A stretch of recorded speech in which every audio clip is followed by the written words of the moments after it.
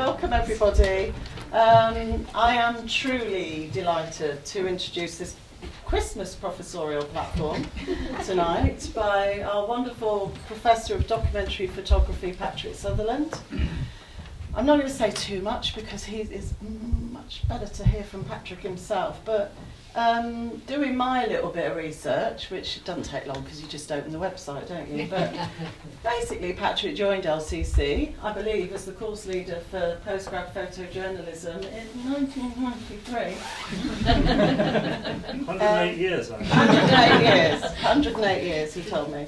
And for, this makes it sound even worse, for over 2 decades, that's what it says on the website, Patrick, has been working in and documenting the culturally Tibetan communities, which I think you're going to be talking about as well, aren't you, of the Spiti Valley in North India.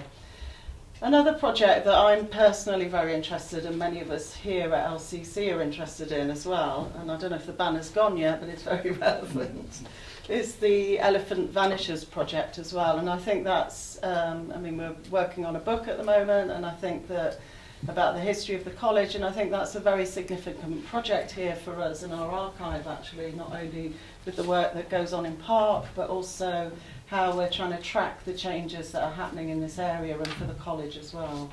So that, you've played an absolute major part in, well, it's your project basically, I know others have been in it. And I think what's really good about that project is the way that so many people get involved in it, whether it's students, whether it's staff, whether it's people that are invited in as well.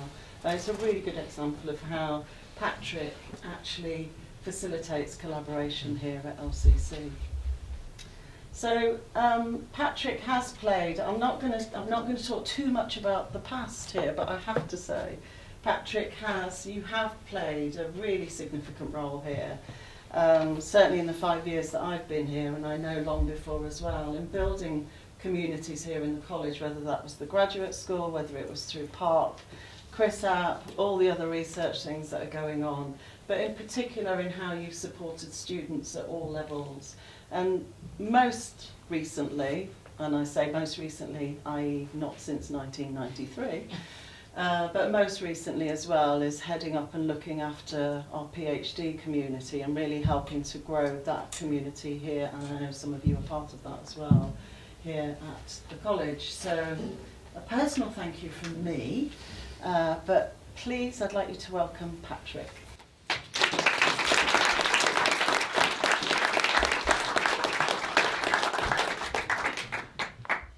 Thank you very much, Natalie. I'm delighted to be here. Thank you all for coming, an amazingly heavyweight audience. I'd like to thank Natalie, Oriana, Lynn and Rose for supporting this event and for helping organise it. Lynn is probably outside, Lynn has been absolutely brilliant as usual. Russ for agreeing to design the publication that will follow this. And Ernesto and Ian for organising the space and the filming. I'm leaving LCC after 24.5 years, so this event is a kind of very long and drawn out goodbye, and I'm basically milking it for all it's worth. I had a slight kind of anxious moment when I realised that this is billed as a professorial Christmas platform, and I was worrying that it's not very Christmassy. I'm going to be talking about fieldwork in the Himalayas.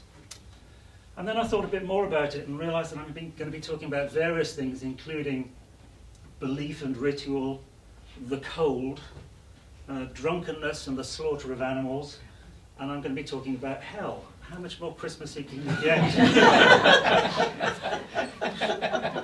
I'm going to describe my work in Spiti and reflect on a journey, an obsessive project that has lasted 24 years. Ethnographic fieldwork was once described as a kind of deep hanging out, an essential looseness, messiness, and occasional resolution. So the presentation will be interspersed with anecdotes, memories, and reflections. I was introduced to the magic of documentary photography as a student in Newport. John Charity found a tiny spark and wafted it into life. Discovering photography, the medium, the practice, and the role was like a door opening into a special realm. It transformed my life in wholly unexpected ways. As a teacher here at LCC, I've tried to do something similar, not merely to instruct, but to make it possible for students to discover themselves. I've been hugely privileged to be surrounded by brilliant students and also by extraordinary colleagues, academic, technical, and administrative. That's you lot I'm talking about, of course. Despite what I write on grant applications, most of the time I don't really know in advance precisely what I'm doing. Reportage photography is a process of discovery through doing. It's not quite Winogrand's photographing to see what things look like photographed, but something similar. It's making the road by walking, and walking is a favourite activity. I've been photographing in Spiti, a culturally Tibetan valley in North India, since 1993. It's a high-altitude desert with minimal vegetation, a tawny landscape in which the irrigated fields seem like oases. And this is Key Monastery, which will be referenced several times later. Hugh Tsering, this guy in the photograph, has spent the day turning the monastery's prayer wheel to gain merit before his death and reincarnation. I first travelled to Spiti with Graham, a very old friend and Buddhist monk, and Tashi Namgyal, a monk from Spiti. Right from the start, I was taken deep inside the community, staying in village households, an extraordinarily privileged position. I was documenting Spiti primarily in terms of its village communities and its human relationships, the interactions of people in a changing social and physical environment. A guiding aim was to avoid repeating and reinforcing the vision of Tibetan peoples as perpetually smiling, blissed out on religion, spiritually elevated, and by extension divorced from the real world of complexities and struggles. I wanted the work to feel much less comfortable than that. But at the same time, this work is undoubtedly an expression of a deep affection for Spiti and for its inhabitants. Reportage photography is rarely a straightforward or rational process of descriptive recording. It's primarily intuitive. Not knowing is an essential part of this process and a major element in the joy of practice. Photography is a way in which I engage with the world, not just how I record it. April 1995. The roof of Tashi Namgyal's house in Morong, the first place I stayed in Spiti. And the house, I didn't stay on the roof. Throughout my first field trip, I lived with local families who fed me, looked after me whenever I was ill, answered my incessant questions and put up with my ignorance. Whenever it snows in Spiti, the householders clear the roofs. Mud architecture is designed for dry desert conditions, and melting snow can damage houses. Changing weather patterns threaten the roads, architecture and water supplies. When I first went to Spiti, television was rare. Now every household has got satellite TV. Farmers who plough their fields with yaks come home to watch Indian soaps. Richer households are replacing their old mud houses with modern concrete buildings. An old woman carrying a sleeping child. Walking through Pangmo, householders regularly stopped us, fascinated by my companion, a tall, pale-skinned English monk. I remember teetering on tiptoe to photograph Tsering Drolma, raising the camera to separate her from the doorway. Reportage photography, to misquote Bresson, is a cross between being a tightrope walker and a pickpocket. Many of my favourite images are profoundly ambiguous. What is this photograph really about?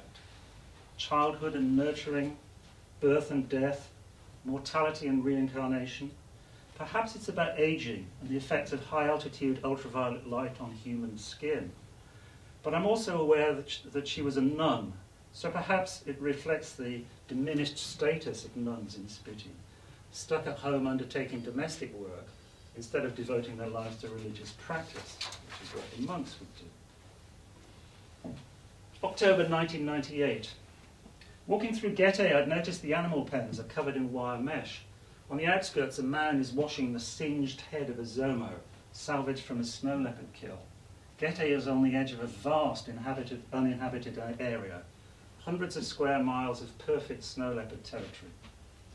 Villagers tell stories of these carnivores entering byres at night and slaughtering the animals, of householders waking to commotion and carnage, coming downstairs to see red eyes in the darkness, a leopard gorged on blood. July 1993. Ugyen Dage, a tantric practitioner and healer, is blowing a mantra over a child who's been having fits.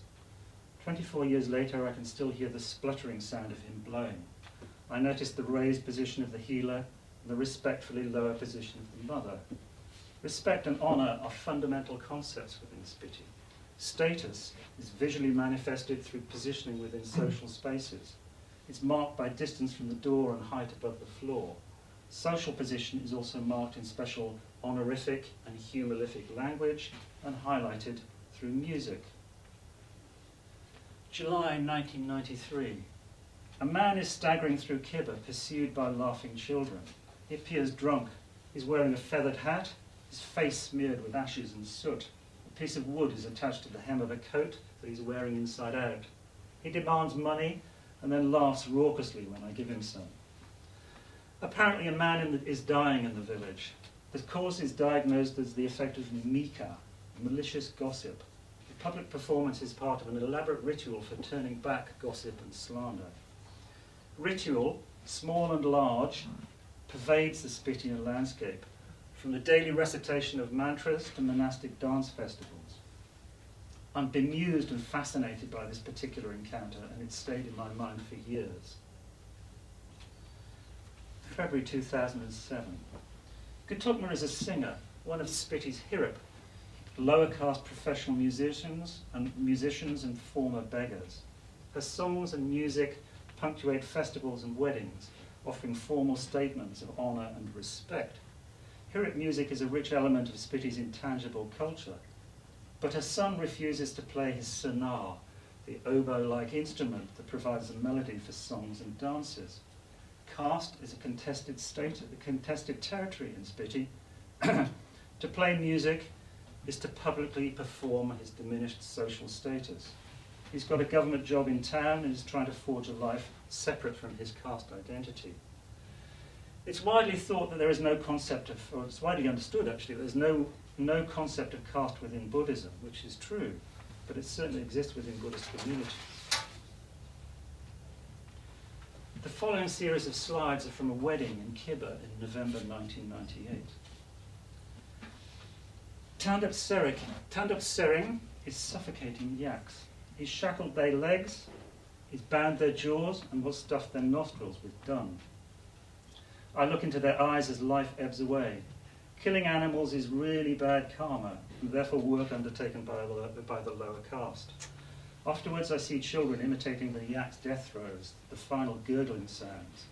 After the animals have died, other householders come to help. I'm given raw liver to eat, still warm from the animal. Tandup Sering is a butcher and a Hirip musician, a senar player. Hirip follow the bride, playing fanfares, singing songs to mark her journey from her family home to her husband's.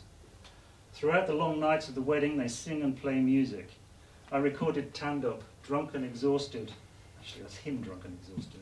I recorded Tandup, drunk and exhausted, performing long instrumentals, blood appearing on his lips. At its best, Hirip music is hypnotic, thundering, and ecstatic. The dancing and music accelerating in a competitive cycle between musicians and guests. A few years later, I hear that Tandup has died. He was young, but nobody is surprised. I visit his widow to give her money and offer condolences. She was previously married to his elder brother, a common Tibetan arrangement. He was also a musician, also a senar player, also an alcoholic. They both drank themselves to an early death.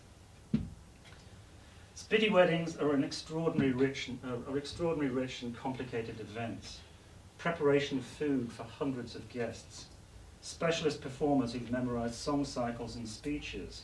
Spiti weddings take the form of ritualized kidnappings, and in the past women were kidnapped for marriage. A party arrives from the bridegroom's house to take the bride away. They're stopped at the door where they have to sing and answer riddles. This is on the right-hand side. Once inside, they meet the bride, who spends most of her wedding weeping. The whole room is filled with the sound of crying. The bride, her consort, all the women, and many men. I wondered if this was a response to arranged marriages, because they are arranged marriages. But it turns out that she's already married, has a civil marriage, has a child with her husband, and is happily living with him. Weeping is an expected and respectful behaviour, and in some weddings it's the groom who is expected to weep. Finally, the bride is taken away from her home on horseback.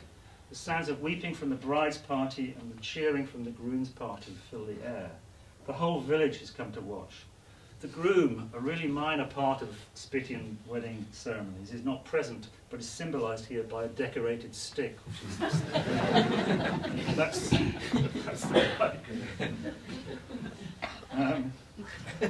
an oracle goes into trance to consult the local deity. Villagers dance through the night. Men get wasted. The morning after, around the village there are men who've never made it home, lying in the sun, sleeping off the alcohol. The yak's head is part of the payment to the musicians. The next series of images are of the Puchen. They are exorcist, actors and storytellers unique to Pin Valley and Spiti. They're disciples of the 14th, 15th century Tibetan crazy saint Tantong Gyalpo. They're most known for performing an elaborate and exotic exorcism ritual called the Ceremony of Breaking the Stone. It's now kind of quite widely known. It's on the sort of tourist and cultural performance circuit. In winter, they also perform a repertoire of plays, well-known and edifying Tibetan tales, the same stories that form the basis of the Tibetan opera. This is Nemi Rigzin skewering his neck and preparing to dance on swords, part of a complex exorcism invoking and entrapping demons. It's a ritual undertaken to banish disease and to benefit the whole community. These head Puchen undergo periods of retreat in isolated caves. They memorize texts, undertake yogic practices, and master complicated tantric techniques. The perfection of these techniques gives them the ability to summon, entrap, and banish demonic forces. October 1998, Pin Valley. For 2 days it snows continuously, then suddenly it thaws. I sit in a cold room listening to the distant thump of avalanches. Not for the first time, I'm seriously spooked by the power of this landscape. I visit Sering Tobke, this guy here, and asked to record his piang. This isn't actually a piang, it's a different instrument. It's a horse-headed Tibetan fiddle that is held vertically and bowed. Its sound, scratchy and plaintive. He tells me the instrument is old and broken, but eventually agrees to mend it. He carves a bridge from a rough piece of wood, strips some electrical cabling for the strings, and then realizes that his bow has no horsehair. So he calls his son, pulls out a knife and says, "Go and find a horse." February 2004. Apprehensive about visiting Spiti in winter, I've bought the warmest down jacket available. It's excellent, but a bright orange colour, giving me the air of the guy in the tango ads. As I arrive at my first Puchen theatrical performance, the central player stares at me blankly. Eyes wide, mouth hanging open, he mimes an explanation. I'm clearly not human, but a strange plant that has fallen from the sky and sprouted in the snow. The stage offers a space for comedy and slapstick, for transgression and uninhibited banter spiced with earthy humour. Puchen also comment on the modern world. They joke about how mobile phones enable them to speak directly to deities. I'm intrigued by this guy, the guy who kind of mimed me as being a plant. I'm intrigued by Pema Namgyal, his manic and wacky performances. At one point he rants about chemical fertilizer, and I'm a ranter, so I kind of appreciate this behaviour. He berates the villagers for no longer gathering dung. If you don't have a basket, then fill your pockets. And when your pockets are full, you can use your ears, at which point he stuffs goat's turds in his ears to demonstrate. We met him again recently. He's a farmer. He's teetotal, serious, quiet, and religiously minded. He admitted that this was his first experience on stage. He thought I would be broadcasting his performance around the world and couldn't sleep for anxiety. But local audiences are changing. They're diminishing. There's a conflict between the Puchen's sense of themselves as religious practitioners and emerging attitudes to their bawdiness. Their transgressive behaviour is threatened by an increasingly educated, younger and more conservative community. Delivering key principles of Buddhism through entertainment is the basis of the Puchen role. They perform plays, they recite prayers in houses, they play music, and they party hard.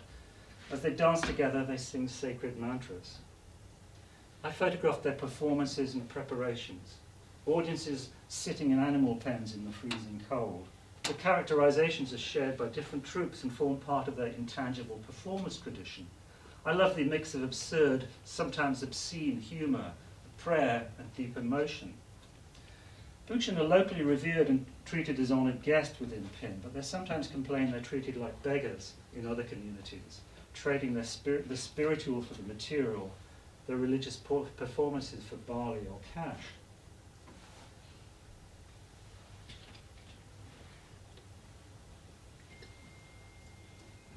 I visit Sangi Getok, guy on the right-hand side, to ask him about a recording I've made, prayers which end in a slow clapping. He explains it's a Mika prayer, driving away malicious gossip. And Mika is something that comes up 4 times in this talk. Then he tells me about the black and white prints I've been handing out. Your photographs are so bad, so awful, that when you leave, we tear them up and we put them in the fire. It's a wonderful response and triggers a new project. Buchan clearly found my unposed reportage images problematic. Sangi explains that good photographs are static colour images of people facing the camera, dressed in their best clothing. We hold diametrically opposing views of photography.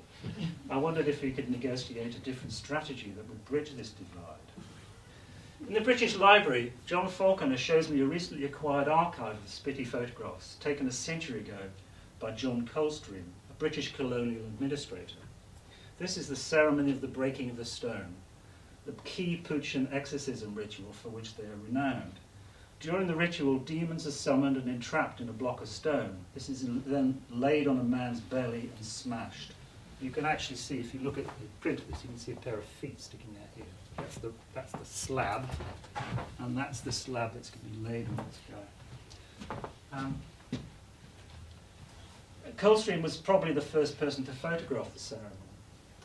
And this in particular is a wonderful photograph. This is, 1910, 1913, fantastic picture. This is a beautifully revealing image of Lugsy the shepherd, an episode within the stone-breaking ritual. Coldstream's Lugsy is barefoot, stroppy and ragged. He's blowing out flour like dragon's breath, confronting the camera with a grin and a clenched fist, undaunted by his encounter with alien technology and colonial authority. I see this as a gesture of resistance. Coldstream was a settlement officer, the first person to map Spiti for the purposes of taxation. Lugsy is an argumentative and irrepressible joker. He continually interrupts and mocks the proceedings. He mimics the head Puchan, adding obscenities and gibberish. Buchan used such entertainment to attract an audience, to encourage ordinary villagers to follow Buddhist practice. In particular, they encouraged villagers to chant the 6-syllable mantra Om Mani Padme Hum. These communal recitations punctuate Buchan rituals, the dances of parties, songs, prayer meetings, and narrations. The mantra is seen to have very special power. As soon as I saw the Coldstream images, I knew I wanted to show them to Sangi Getok, who I also photographed in the role of Lugsy. The pairing not only connects Sangi Getok to Coldstream's Lugsy through the similarity of posture, but it also connects me to Coldstream. 2 white men aiming their technology at others and being resisted. I return once more with AHRC funding, carrying digital prints of my own work and some historical material for discussion. We've got different ideas of the role of photography. We come up with the idea of shooting a series of simple colour portraits of the main characters from their plays, a series that might fit the Puchan concept of good photography, whilst also having documentary value to an outside audience. We list the principal stories, the most important characters from these stories, and then we choose a selection to photograph. I encourage the Puchan to decide how they want to present themselves to camera. They make the point that they don't want me to photograph too much, that if my documentation is too thorough, no one will want to come and see their performances. They gather costumes and props, and we choose a village hall as a makeshift studio. Digital technology allows us to review the work as it progresses. We shoot, check, discuss, and reshoot. Once in costume, they often slip into character and start performing in role. They seem genuinely pleased with the results of the sessions. The project appears to be moving forward, and the Puchin appear to be genuinely engaged. At the end of the sessions, we go through the files and I ask each of them to make a selection for themselves. They ask me to send them prints. They even specify the sizes. But it's not the portraits in roll they want, it's the portraits out of costume. It's clear the Puchin want photographs. They want my photographs. They just don't want the kind of photograph I value. I've got stuck and go back to the Coldstream images. They contain distinctive-looking tankers. We try to locate them. Just examining the tankers in detail is revealing. I didn't actually manage to locate either of these, but I managed to locate these in this one in a further project. So I found one of these two tankers. Puchin tankers are primarily narrative tankers, a visual version of the storytelling texts, and they're used as an illustrational aid. This is a tanker of Mangsal Ombum brought back from Purang in western Tibet, very precisely drawn and unused for decades. I went back and this is a particularly difficult household to deal with, and I went back and asked for permission to photograph this tanker. And they said, yes, fine, you're going to have to pay us this. And I said, it's fine, I've got a budget. And they said, well, no, we know exactly how much we want you to pay. £100,000. And I said, to photograph it? Okay, £10,000. I noticed similarities between details on the tankers and photographs I've made of the plays. The painted characters are not represented as static portraits, but are drawn in movement. The pictures express action and relationships, emotion and suffering through gestures and body postures. I'm not suggesting that these instructional tankers are to be confused with photographs, but they're using a very direct visual language that links to reportage. So on the right-hand side is a tanker detail. On the left-hand side, servants of the Lord of Death keeping warm in a polytunnel prior to dragging the deceased in front of a Judgment Day tribunal in one of the Puchin performances, a play called Hell. Their appearance mirrors this tanker detail, the hair, swords and marks on the body. It makes me wonder which came first, the performance and costumes or the tanker painting. And what is the relationship between these narrative paintings, the dramatized performances and the text on which they're based?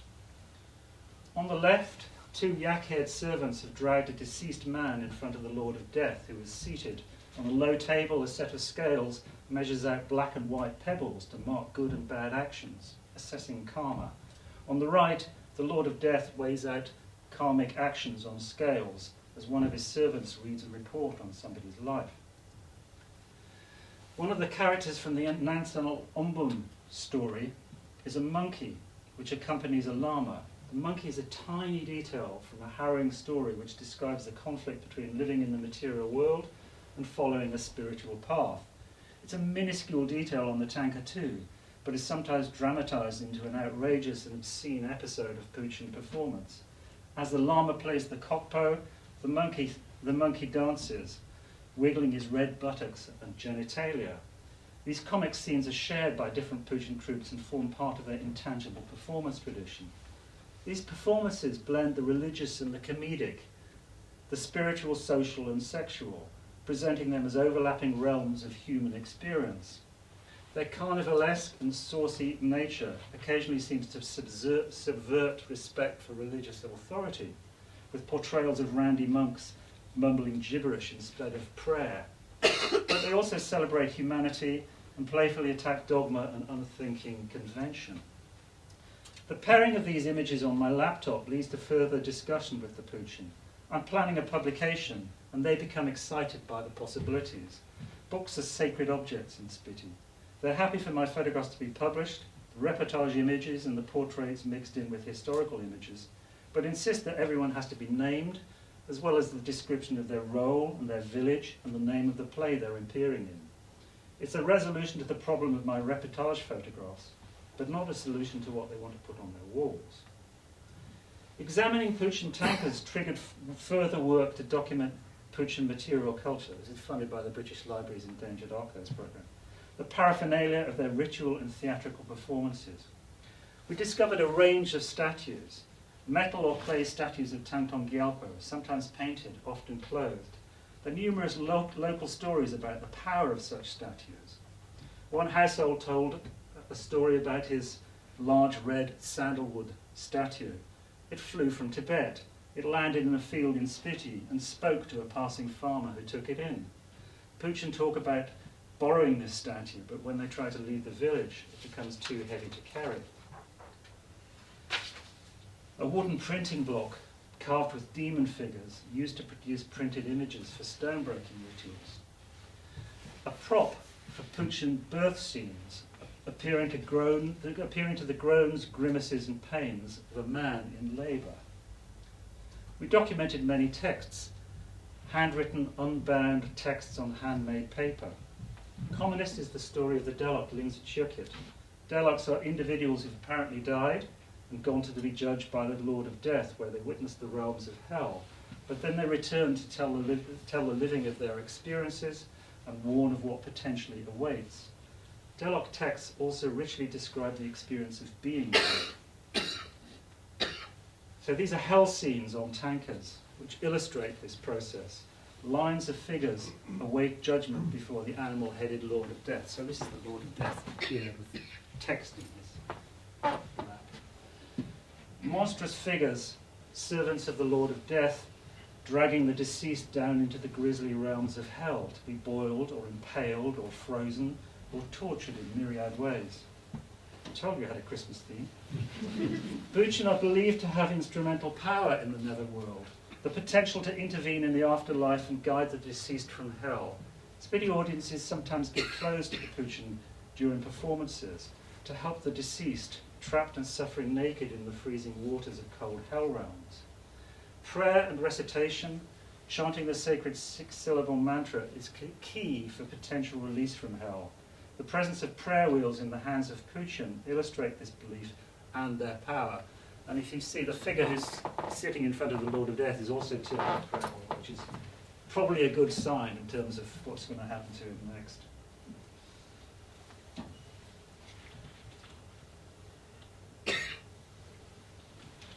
Kaza, October 2015. News came through of 2 suicides on the same day. A man from Dremel has cut his throat, and a woman from Kaza had drowned herself in the Spiti River, the sister-in-law of an old friend, married with 2 sons and a steady government job. Her mother had died recently, and the family had just finished carrying out the 49-day period of funerary rites, marking the bardo, the transitional liminal state between death and rebirth. They are all in shock. I leave money to pay for prayers, then hang around the kitchen talking quietly to old friends. Small groups come from all over the valley, their arrival marked each time by the sounds of weeping. In neighbouring Ladakh, suicide rates are above the Indian national average. The elderly suffering from loneliness, depression and isolation, the young from academic pressure or unemployment. The son of a friend of mine hung himself. Many men I knew drank themselves to death. I wandered around for the next few days taking pictures of new constructions, modernity, cement and rusting metal, manifestations of change. I noticed printed images placed over the doors of houses, magic to avert Mika, the gossip that brings misfortune and illness. Mika rituals seem to be becoming commoner in Spiti. A sign perhaps of rapid change, the growing and very, very clear gap between rich and poor, of anxiety that jealousy about success and wealth might lead to malicious gossip. Spiti is changing very fast. Stuck in Kaza, we catch a lift down the valley. I recognise the driver immediately. I attended his wedding. He's handsome, articulate and speaks very good English. He's a teacher at a village school. Where, I ask? He names a tiny hamlet and I laugh. How many teachers? There are 2 of us. How many children? He leans forward, plugs a USB stick into the stereo, and Mr. Boombastic thunders out of the speakers. After a while I ask again. Actually, there are no children. The last census recorded several children and we were assigned to teach them, but they were children of migrant workers who've now left. And you're still employed as teachers? Don't you get inspected? When the inspectors come, we say we're on a field trip and the villagers always back us up. Examinations? They're all doing brilliantly. In 24 years at LCC, I've never tried to get away with anything quite so guilty. Honestly, Natalie.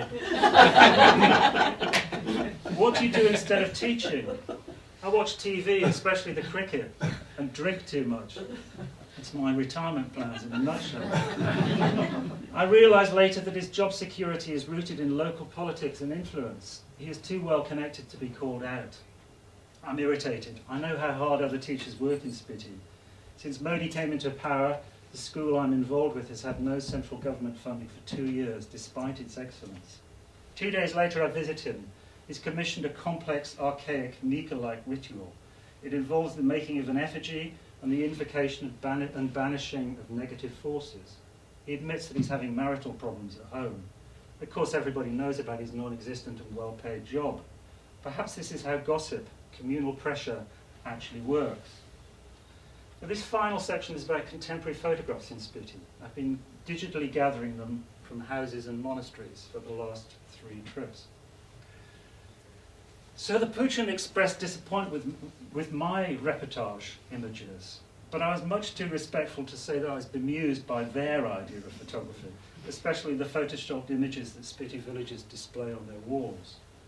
These computer-modified prints are heavily influenced by Indian studio photography, static and expressionless portraits floating in their own idealized spaces, layered upon generic internet-sourced landscapes that have been digitally montaged together.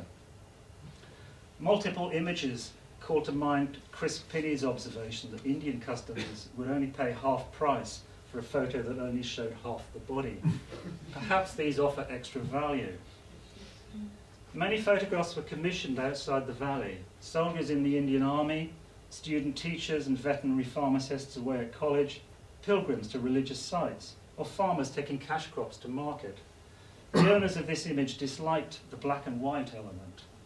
I wonder if black and white images of the living inauspiciously suggest mortality. It's not immediately clear how much of this image is photoshopped. I think that looking at the body language and knowing the Photoshop skills in Spiti, I think that Lotchen Rinpoche was actually photographed with the barber Lucky, in whose shop this print is displayed. His polo shirt may well have been blue, but I can guarantee he was not sitting on a perfectly symmetrical leatherette sofa in a room with chill-out lounge lighting. This is a classic modern Spiti portrait. A full frontal, full-length, centralised figure dressed in the best of clothing, placed on an idealised landscape of mountains and figures. Never on a Spitian background. There are connections between these photographs and the conventions of tanka paintings, between the tulip beds in the previous image and the lotus throne supporting the Buddha. Reportage photographs locate people within a specific environment and fix them in time. Gestures or facial expressions express the fragmentary nature of the photographic moment. These photo montages resist such depictions, replace them with an enduring temporality, separated from the actualities of place. I really like this picture, I have to admit. Contemporary Spitian photographs exist within established systems of visual representation. Photographs of important religious figures mirror the formal codes of tankas and war paintings. Full frontal, centered, static, symmetrical, highly honorific. These photographs are vehicles for meditation for accumulating merit. Some modern photographic portraits even mimic the traditional cloth-mounted tanka painting. This is a printed vinyl tanka.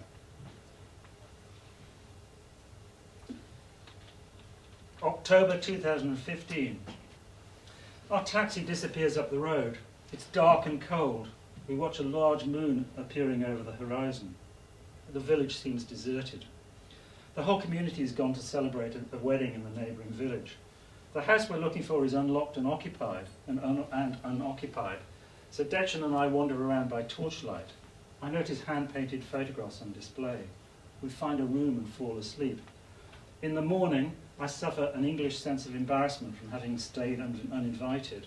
We're like two incompetent burglars who've broken in, hit the brandy, and are now sheepishly requesting breakfast.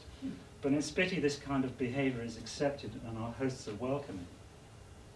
Amongst the collection of material we're shown is an original print, a portrait of the Panchen Lama from Kwonghwa Studio in Nanking. Thupten Chukyi Nyima died in 1937. That's the 9th Panchen Lama. It's travelled 2,500 miles to Spiti, an image gifted or traded, but certainly mobile. Historically, photographs at Spiti were extremely rare and valuable objects. I suspect the print may have been gifted to a High Lama, marking the special connection between the Panchen Lama's monastery in Shigatse and Key Monastery in Spiti. The distribution of such photographic images expresses power and influence and extends both of them. Photographs, to quote Elizabeth Edwards, are both images and physical objects that exist in time and space and thus in social and cultural experience. Photographs of High Lamas are presented and positioned with great respect. A framed photograph of the young Lotchen Tulku, spiritual head of Key Monastery, is decorated with an honorific white scarf. A portrait of the Dalai Lama, similarly adorned, hangs in an electronics store. In Key Monastery, photographs of the Dalai Lama are hung at the junction of the wall and the ceiling. From a Western perspective, it's an odd position, but you're looking up at him and he is looking down at you. The placement reflects ideas of honour, respect, and deference. Photographs of High Lamas are commonly found in prayer rooms, mixed with statues, masks, tankas, ritual implements, and religious objects. They're connected to beliefs in power and blessing. Photographs have infiltrated many different areas previously occupied by other visual forms. They hang above doors to protect the household against misfortune, disease, and ghosts, like these woodblock prints of protector figures, white scarves, and carved prayer stones. Charm boxes containing mantras, objects, and images protect the wearer, whether statues, printed images of deities, or photographs of lamas. All Tibetan texts are seen as sacred, perhaps all images of High Lamas and deities too. The particular form of reproduction seems irrelevant. Photographs of His Holiness, printed cards of Buddha figures, a newspaper clipping, a VCD cover, vinyl stickers of wrathful deities designed for attaching to car windscreens are all clustered together. The overall presentation of images does not seem as important as the clustering. Displaying images is a way of accumulating merit. If this expresses the cumulative power of clustered images and objects, then perhaps the same effect can be achieved by montaged photographs. I'm fascinated by the anomaly of prayer rooms displaying out-of-date calendars or posters advertising Apple traders or auto parts. So the 3 posters in here all have images of Lotchen Tulku or the Dalai Lama. Spitians can burn my photographs, but it's karmically complicated to get rid of visual material featuring the Dalai Lama. In prayer rooms, I come across piles of identical printed cards of Buddha images, wadges of photographs stuffed between statues, and rolls of posters of visiting lamas. A kind of religious clutter is an increasing feature of Spiti households. The 19th Lotchen Rinpoche of Key Monastery. 2 pink lotus flowers have been photoshopped onto the central image, a digital lotus throne. 18 named and numbered portraits form a frame, tanka images depicting his previous incarnations. They're reproduced in black and white, amplifying the sense of the past and perhaps the authenticity of his lineage. The original tankas are in colour, but these thumbnails have been scanned in from a black and white book. Spiti's DIY photo culture has no sense of copyright. I was absolutely delighted to find this photograph. It's an analogue montage employing pre-Photoshop methods. And in fact, there are kind of montaged pictures that do something similar to this, going back to probably the 1920s. It's a colour endprint mounted on card, which is now cracked, depicting the young Lotchen Rinpoche with one of his gurus. Pasted onto the print is a creased, passport-sized black and white photograph of the Panchen Lama, embellished with colour. The Lotchen Rinpoche and Panchen Lama lineages have historical connections. The Panchen Lama would be involved in identifying the reincarnation of the Lotchen Rinpoche and vice versa. Historically, monks from Key Monastery would go to Tashi Lumpo, the Panchen Lama's monastery in Tibet, to continue their training. If the Chinese had not invaded Tibet and sealed the border, there would undoubtedly have been ordinary photographs of the meeting. These small silver frames are common in older houses. Minor embellishments by hand colouring are gestures of respect. They're not undertaken lightly.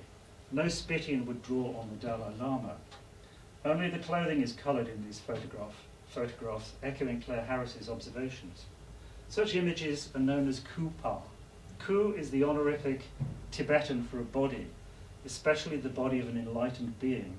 Pa is the Tibetan for photograph. Of all the possible words that the Tibetans could have chosen for a photograph, they would have to choose pa. Painted photograph is positioned on a chair. This painted photograph is positioned on a chair whenever the Lodgen Rinpoche is away from the monastery. There's a long tradition of painted and hand-coloured photographs. The first coloured daguerreotypes emerged very soon after their invention in 1839, and in India, painted photographs flourished from the 19th century. The original image, in black and white, has been rephotographed and enlarged prior to painting. In the process, the feet have been thrown out of focus.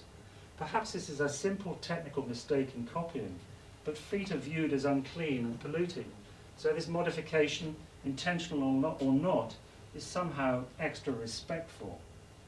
Hand colouring and painting occupy a spectrum of possibilities. At one end are minor flourishes of colour, gestures of respect, light touches on a black and white print. At the other, the addition of new elements or the radical modification of existing elements within the frame. In this image, the clothing, seating and background have been fully coloured and a nimbus introduced to suggest enlightenment. Photographic images are not only representations, they are also, to paraphrase Gillian Rose, visual objects with which things are done. This is a performance of a Mika ritual, an exorcism and ransom payment to the spirit of misfortune. It's been undertaken for a woman suffering from the inability to concentrate prior to important examinations. It's a malaise diagnosed as being caused by gossip, Mika. She is unable to attend the ritual in person, which instead uses a framed photograph. The efficacy of the exorcism is apparently uncompromised. In Spiti, photographs are understood as open vehicles for the transmission and communication of blessings, power, and ritual performance.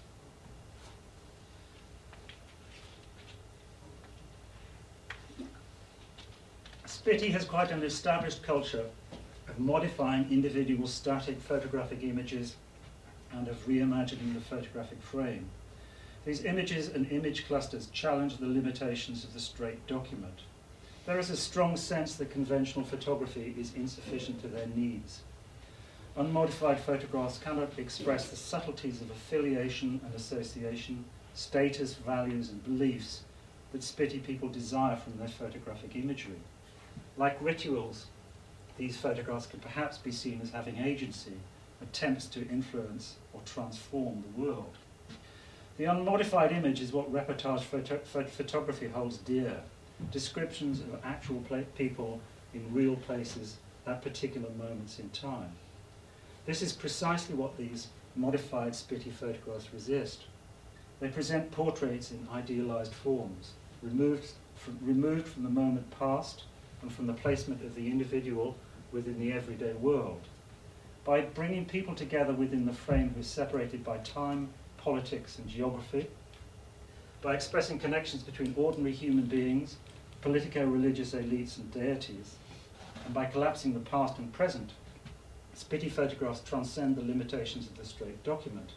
In doing so, they express fundamental Buddhist ideas of lineage and authority, of enlightenment and reincarnation. And that's your lot. I'm leaving UAL, but continuing this work. I've located some archives of Puchin-like materials in India, brought out of Tibet by wandering storytellers, which is what this is. I looked at this picture earlier and I thought, actually, this is a photograph of me and Anne Williams. This is the technology that we had at LCC. This is a wooden projector. Do you remember those wooden projectors, Anne? See you on a field trip. So I'm also researching historical photographs of Spiti. I'm determined to enjoy several more years of practice before I settle down to afternoon repeats of Midsummer Murders and 2 litre bottles of White Lightning cider. And on that edifying note, I think we should all go and have a drink. Thank you all for coming.